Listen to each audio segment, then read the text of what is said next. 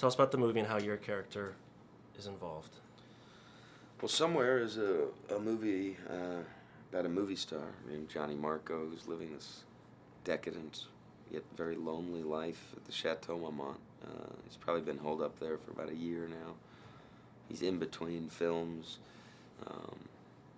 Very lost guy, very broken guy, monotony of kind of boredom and kind of on the surface he has all these beautiful things and things that we'd all dream of having, the hotel suites, the Ferraris, the numerous amount of women throwing themselves at him, and yet he seems quite bored and numb to it all. And then this little girl arrives, his daughter, who he's probably spent 3 hours occasionally with, shows up at a birthday party, maybe with a big present. I always saw him as more of a rock star dad.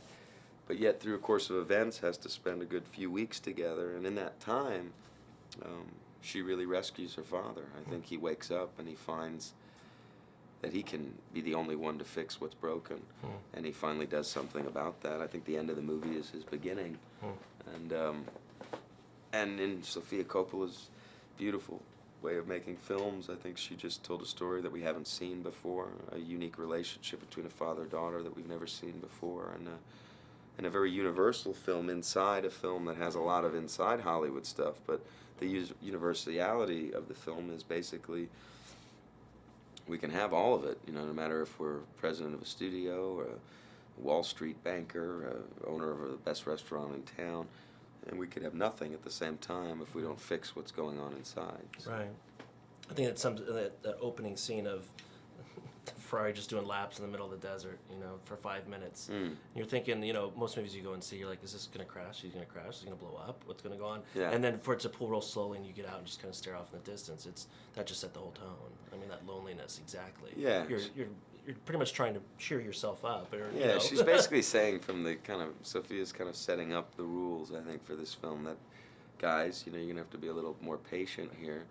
And there will be a reward at the end, but just sit back and get to know my guy, and in a way it's kind of brilliant that she, and I think refreshing for a film to do that, because I think in movies today we're kind of moving so fast and always worried about running time or cuts or boring an audience or keeping it moving that we lose sight of what the movie's about half the time.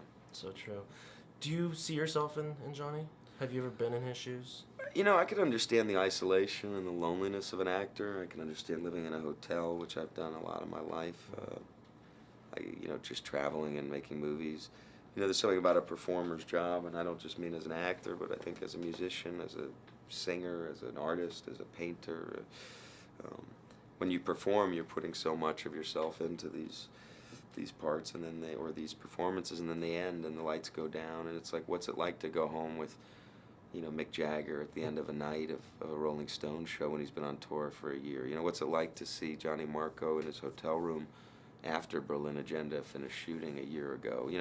There's something that happens with a performer's life where no matter how busy you are, how many friends you have, when the lights go down, when it all shuts down, there is kind of an emptiness there because we're not performing anymore. We have to get back to who we are as people, so we can't hide anymore. And there's something kind of very true to that in this film, I think. And on top of that, to have the craziness of the publicity and the fame that Johnny's gotten, I think, out of nowhere. I think it all happened for him in about a year, and he's just plastered, and he just causes him to seclude more,